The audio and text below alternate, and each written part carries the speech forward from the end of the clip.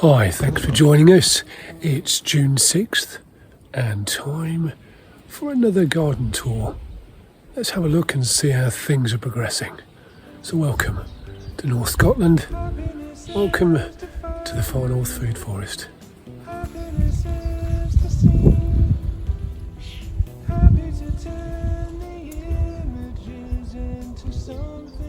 So here we go. There's lovely aquilidras there. Flowers of aquilidras are edible, by the way. So just looking at our hedges. Hawthorn, blackberry. There's also some blackcurrant and alder in here as well. There's some comfrey here, which is helping benefit the ground around here for various currant bushes. That's blackcurrant over there, an alder, and apple tree here. Some more aquilidras. This hedge is a little bit different. This is salmonberry, which I know one or two of you are not keen on, and it does definitely need managing. But this is salmonberry and wild rose. So we get food from both of those. The berries, of course the hips. It's the great as windbreak, great as areas for birds to habitate, nest. So yeah. Okay.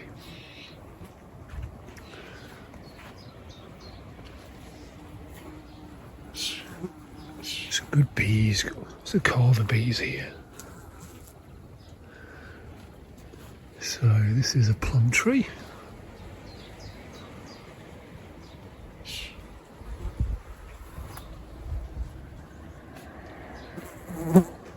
Siberian purslane.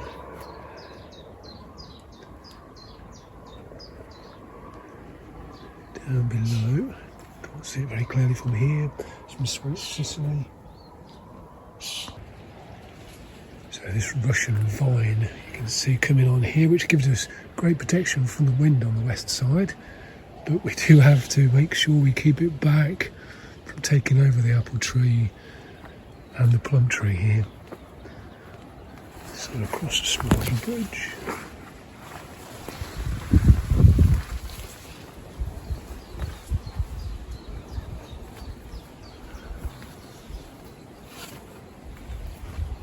So you can see the west over there, windmill out there.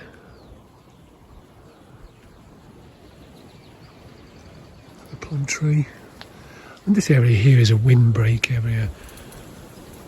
Hedges on both sides, and the space in between. There's a stiller area in here, which again combats the strength of the breeze. But of course we can grow fruit and whatever else we want to in here. There's a nice oak here, which marks the grave of one of our golden retrievers.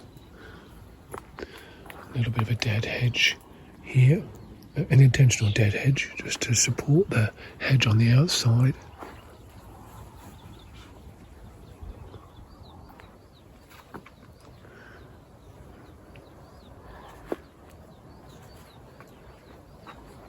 Lovage growing well. Valerian that grows wild everywhere around the forest now. You can see some here. Lots of blackthorn in here. Some of these have begun to grow a little bit more since you saw us last. Chives, which really attracts lots of pollinators. White butterfly on there. There's a juniper bush there, which is growing really well. Lots of wild roses. The hawthorns, make up the hedges.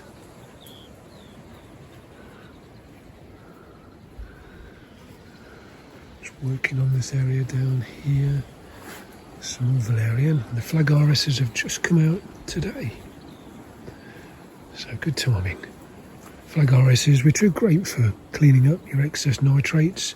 They can be a bit invasive though, so just be careful with them. Little pond down there. And lavender, and oregano, marjoram, Camilla, some sunberries on that corner. St John's wort along here, which is growing sort of wild now. Intermixed over here with some apple mint.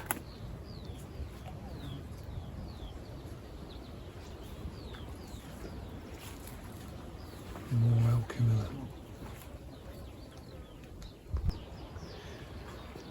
So also meadow sweet in here, which is now growing quite wild everywhere, quite likes the damp. Here's a Michaelmas daisies that are coming through. We do have one or two problems in here that you can see. Well, two fairly fast growing things together there. This is bindweed wrapping itself around this flagaris, so we do have problems with bindweed. Unfortunately, we just have to keep managing that. Don't mind the nettles too much. As long as they're few, we have got areas that we keep really wild where we have nettles that grow quite happily. You know, those top couple of leaves there, if you were to just pick those out, you can actually eat these without really getting stung. And you can pick them quite easily without getting stung. But they're quite nutritious, these top bits. Quite tasty, not too bad at all.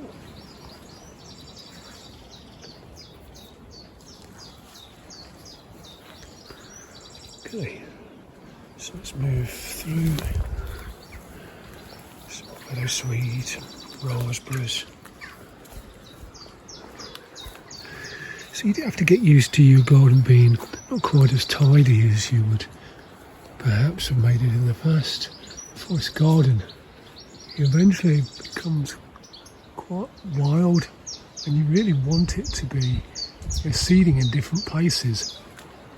The seeding itself, of course, you have to manage it to the extent that you don't have things that you don't want everywhere or too much of one thing, and you're managing the light as well.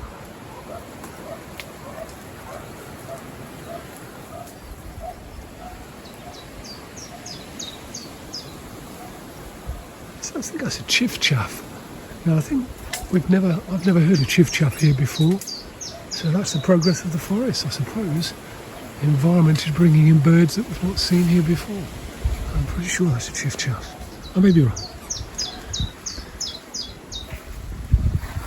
So over here, plenty of comfrey. So white and blue flowered. Symphytum, grandiflorum,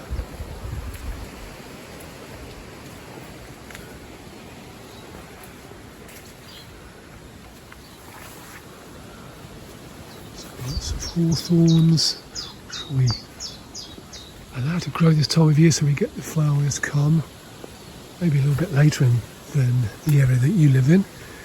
So here we've filled with the sweet cicely.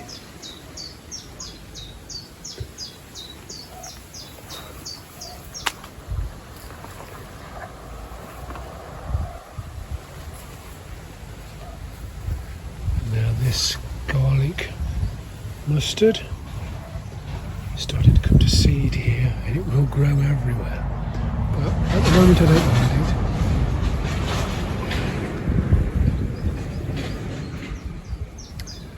Bamboo there in the corner. Another wild rose. This area here, protected by the winds, so lots of various hedges you can see that come from the house outwards. So we have lots of little rooms, if you like. Comes into this room where the wind has slowed down a lot. You can see how much wind there is. Look above, but in here, yeah, it's quite peaceful. The aqualeges, blueberry bushes, more blueberry bushes, roses, good King Henry just here.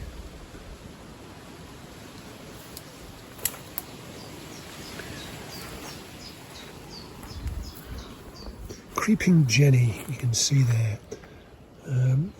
It does creep far more than you would perhaps like to, but it is edible. And in fact, you can make teas out of it as well. So don't discount creeping Jenny altogether. We also have in here viola crenata, which is giving also some ground cover. Lots of aqualeges. We do love foxgloves. They're not edible, of course, but they do bring in the pollinators, so we love them. More aqualeges here, rosemary and roses. Most of the roses aren't out yet. Hopefully next month, they should start to come out. So these hedges we have all the way round, as you may have noticed. Just letting in enough light, keeping out the wind.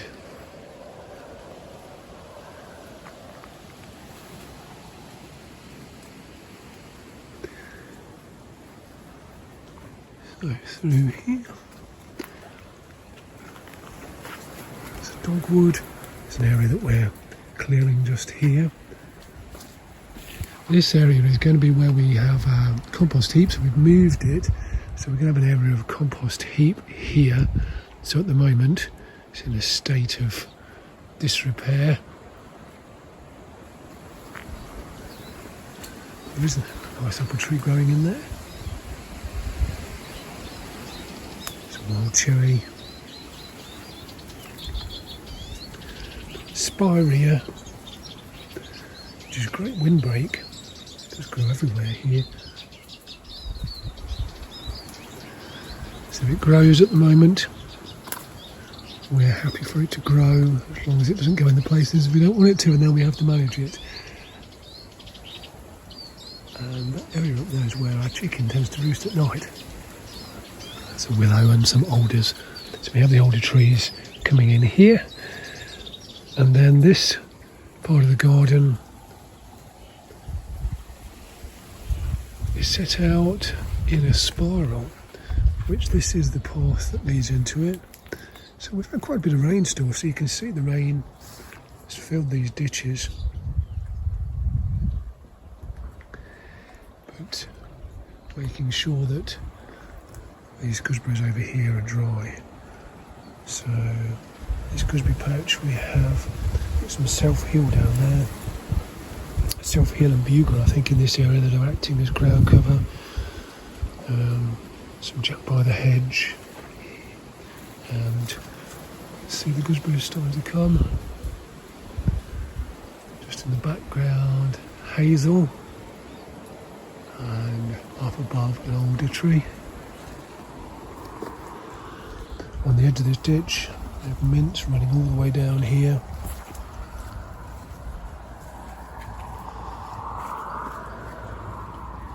More gooseberries.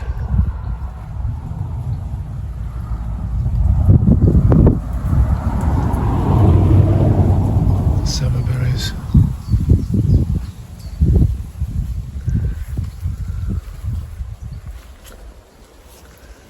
Dogwood.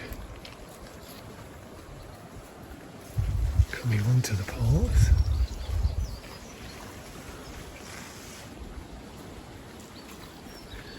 More gooseberries.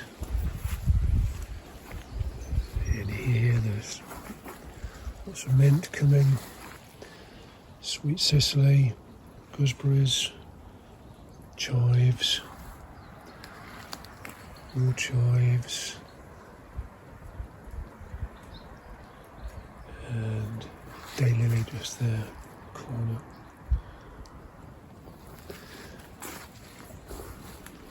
Raspberries. That's elm in there, maybe a witch elm.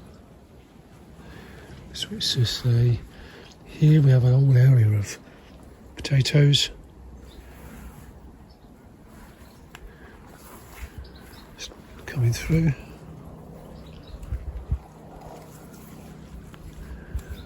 This is where we're growing our mushrooms.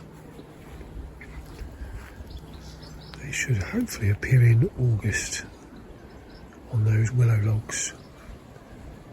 So they should be oyster mushrooms, and I think some shiitake on there as well. So this bath is going to be a area that will grow some more aquatic type food.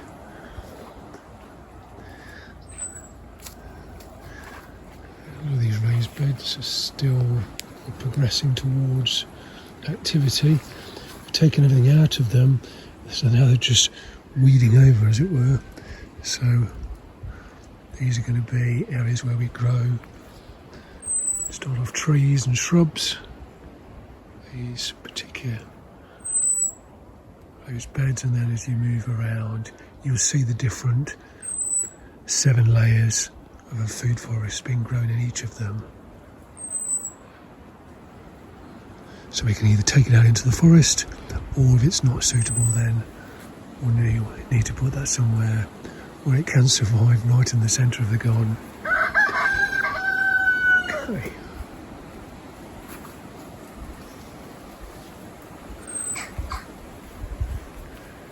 Chickens over there, more blackcurrants.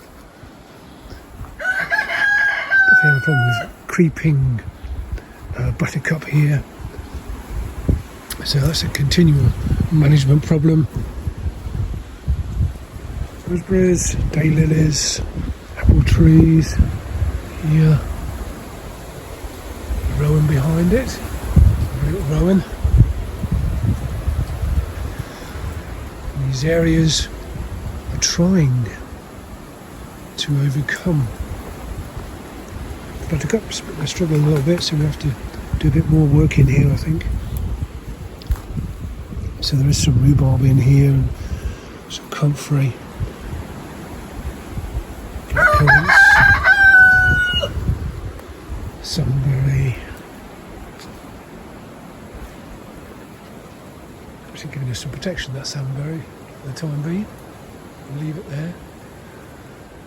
This is a chokeberry. So we've got some flowers, so some fruit this year. Another area here that we're sorting out, ready to use. So this is a Malus fusca, which is a crab apple grown in marshy areas in North America, and it seems to be growing particularly well here, so quite happy with that. Let's see eventually whether we can actually graft some apple trees onto there. But at the moment, we'll leave it to grow. There are a couple of apple trees over there. A nice purple alder tree behind. In fact, there are alder trees all the way along. There, alder trees.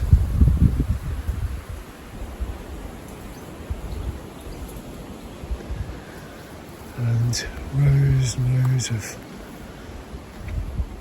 blackcurrants here.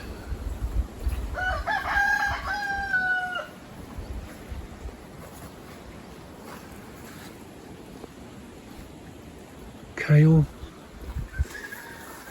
garlic. You can see the problem we have here, and this is an area that generally this is our patch of asparagus, So we are cutting this, although that one's not been cut. We have problems in here with couch grass, which keeps coming through. Don't particularly want that. I don't mind though the chickweed, so we'll leave the chickweed there.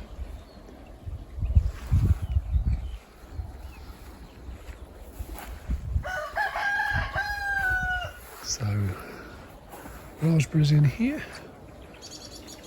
Lots of raspberries intermingled with blackcurrants, and a pear tree up there. More hazelnut, alder behind it. Lots of Siberian purslane there growing well. Blackberries growing through it.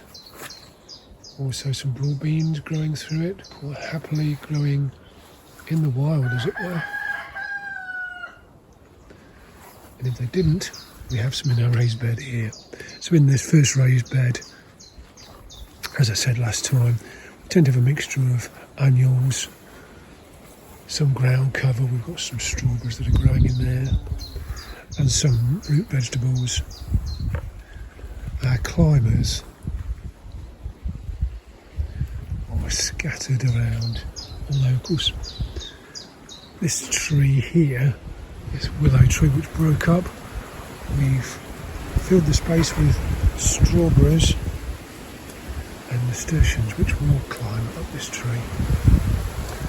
So this was the biggest tree we had here that was covering the whole of this sort of space here, but at least 4 or 5 branches came off there, broke off in the winds we had last year.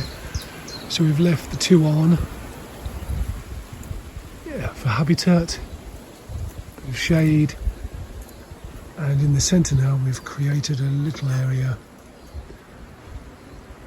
with some of the broken branches.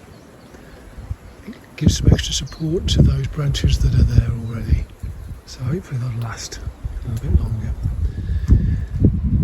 So sort of come out to the spiral, so maybe I'll take you around the spiral. So we've been round part of the spiral, so if we were to carry on, so we've just come from over there, so the spiral comes round and we begin to move into the centre of the garden. So here we have our miniature food forest that I've used as an example. Willow, bay willow, apple tree in the centre, blackcurrants, gooseberry, Siberian purslane, comfrey on the edges here, some lovage, rhubarb under the apple tree, some mint,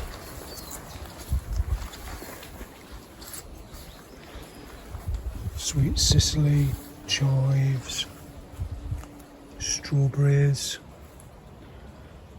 oregano, marjoram, skillet, lemon balm, daylily,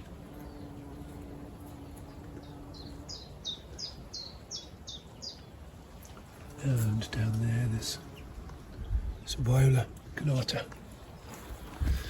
So that's our little miniature food forest. But each of the areas are very much similar. So we have the apple tree here surrounded by comfrey, blackcurrants, Siberian purslane, nettle there, which I said I don't really mind. Small groups of those.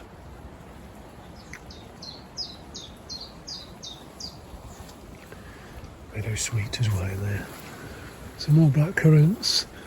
And if you remember, there are alder trees behind them which are supporting them and sustaining with the leaf fall and the mycorrhizal action in their roots. Nitrogen fixing. So there's mint in there, again more Siberian purslane, some comfrey, alchemilla, strawberries, comfrey growing along the edge here, mint, lemon balm, chives, Siberian purslane, there's some rosa rugosa. Huge big hips on the rosa rugosa, Japanese rose, so they're great to have. Chives. So the spiral is continuing round here.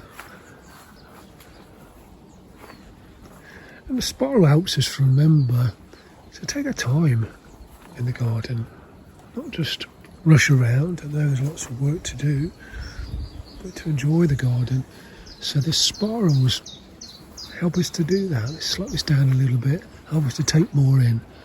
This is some meadows, not meadow sweet. This is a mountain ash, but there is some meadow sweet in this little gap you can see through there.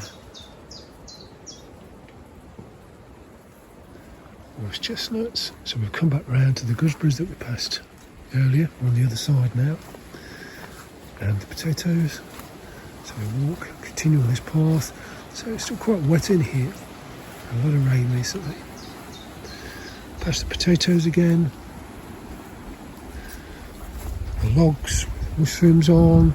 A future aquatic pond with aquatic food in there. So into the centre of the raised beds. So we're carrying on the spiral. Yeah, I told you we liked foxgloves, so we've allowed some to stay just there. And the centre area has bushes all the way along here, gooseberries, blackcurrants, and blueberries. So the spiral carries on into the centre. So we have a little pond here for wildlife. Nasturtiums, violas, some lupins growing there, some blue lupins, an orchard of fixing, flag irises, some blueberries on the outside there. Another little aquatic area that we're making here, coming on into the centre. And then the spiral would move along here. Blackcurrants, more blackcurrants. So then we're on the inside. Gooseberries, more gooseberries growing along here. Path comes into the centre. We continue to go round. And then moves slowly into this unfinished herb spiral in the centre. So there we go. And here is the spiral finishing up in the centre. And we'll show you when we finish that. So that's the sort of spiral walk of our garden. Yeah, very much in the Japanese way of thinking about spirals. The idea of becoming. Need I say more?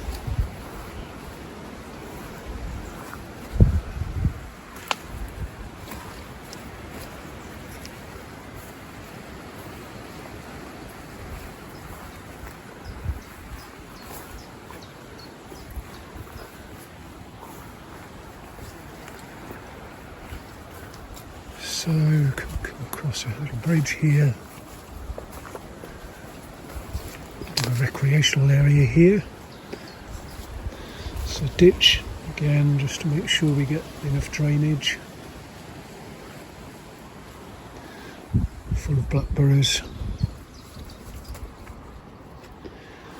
And some new trees growing in here, horse chestnuts, mountain ash, sourberry, ash, horse chestnuts, some oak along there. You can begin to see alders from the outside.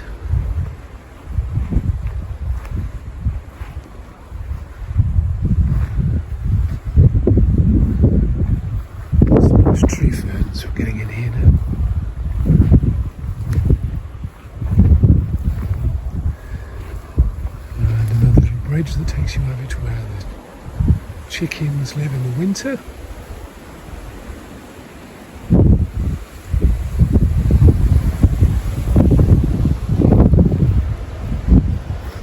More young trees. We had some youth plants, some of these trees. We've had some missionaries here planting some of these smaller trees, and they are growing well now. There's chestnut, seabuckthorn. We've had a few problems with deer coming in here, so you won't be able to see there.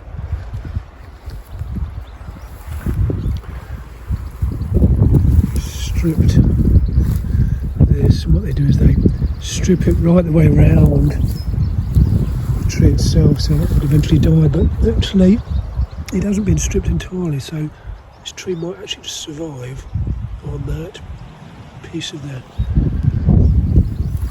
cadmium on the outside, just holding the moisture together for the whole tree, so that might survive.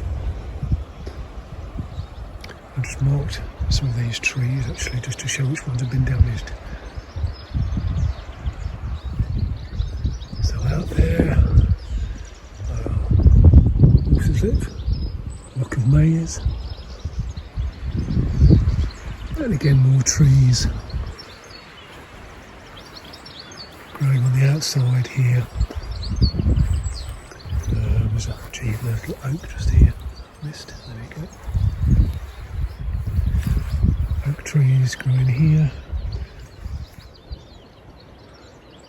Another little pine forest at the back. This is east, northeast.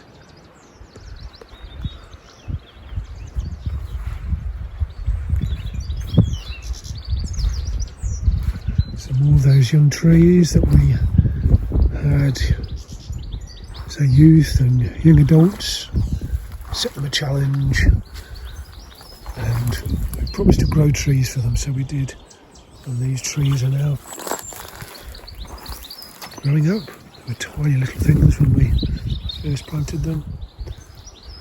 Growing quite slowly. And because this land is not very good, we mulch them every year or so to make sure they're getting enough nourishment to help them in their early years.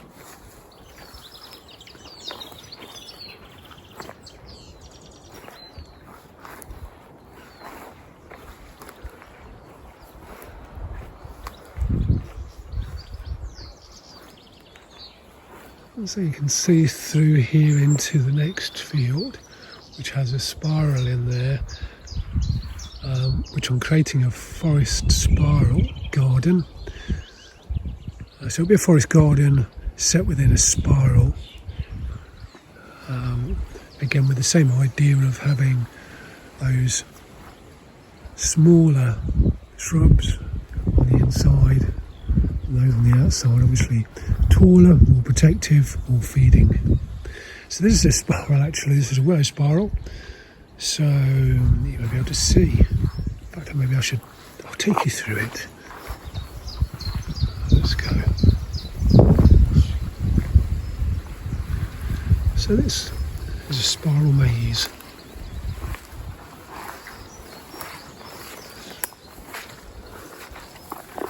Again, trying to get across that idea of taking your time. I mean, it would be easy if you wanted to get straight in there, to go straight on. But let's take in the moment and join the spiral.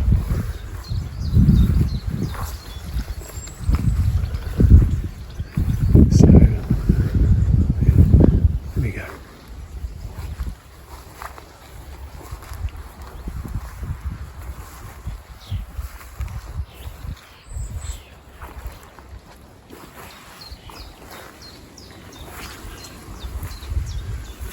Comes into the centre, and then we go back out in the opposite spiral.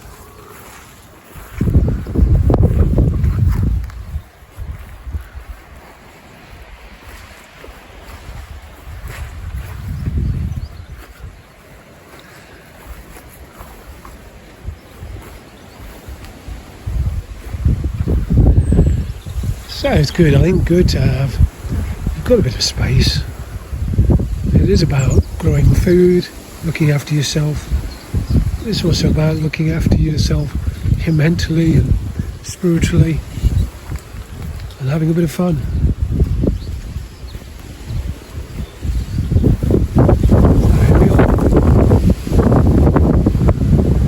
So another ditch here, taking some of the water out.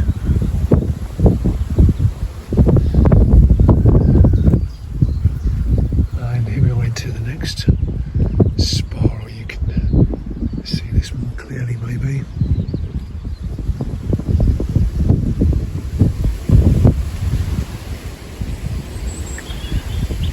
Dead hedge in the background, and then the other side of that is a pond.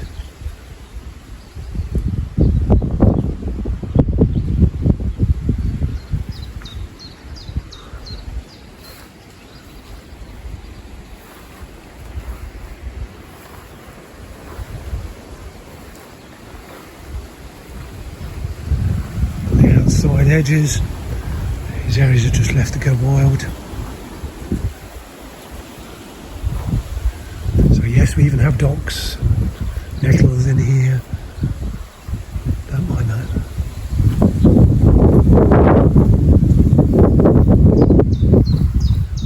There's that chiff again.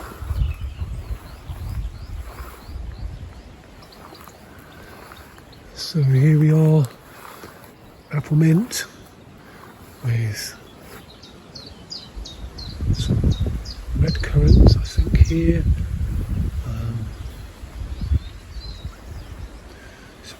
Campion.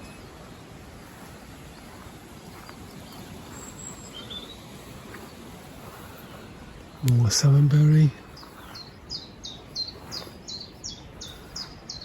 And a lovely tree there, field maple. Some cleavers growing in there too. Remember, you can use all of these things to eat cleavers. It's good.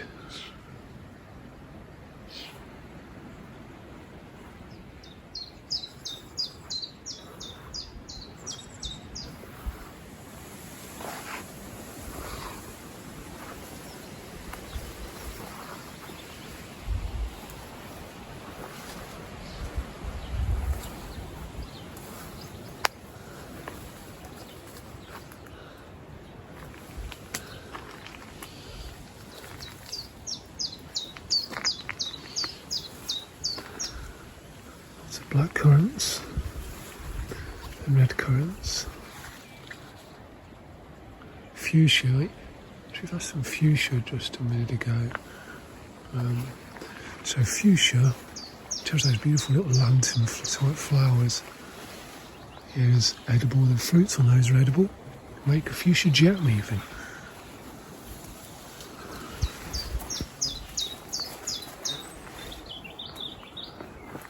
Black currants, the field maple, salmonberries in this hedge. Here's the fuchsia I was talking about. So these tiny little flowers will eventually become a fruit that you can use.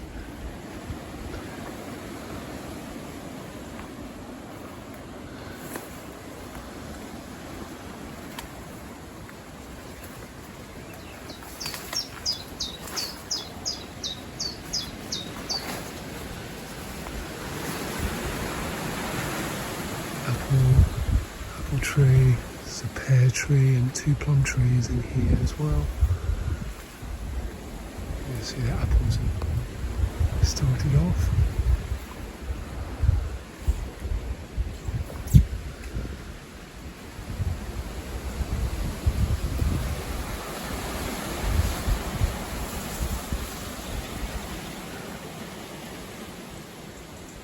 Siberian pea. So the flowers have been on this, so I'm hoping for some Siberian peas. See the plums on there.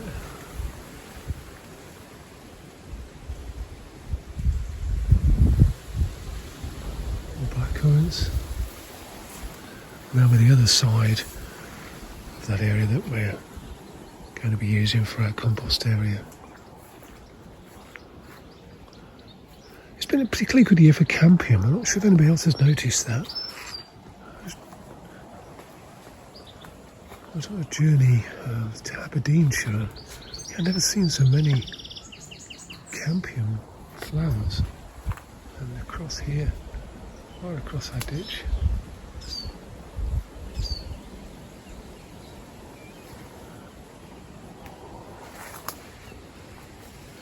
And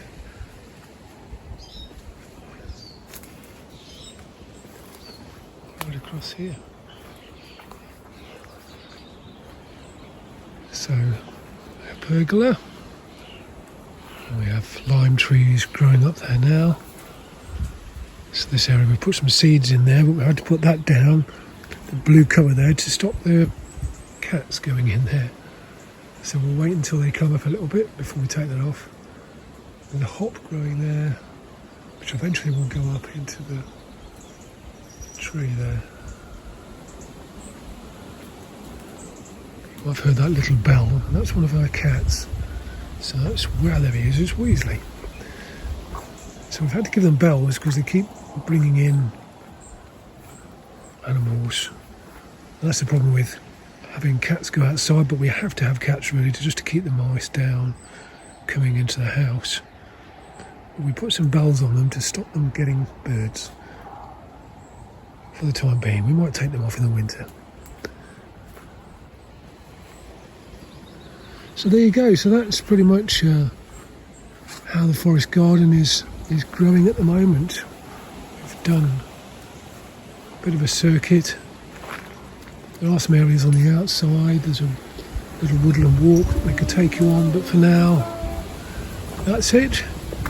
From it's now looking a slightly grey far north of Scotland. Thanks for joining us yet again in the far north food forest.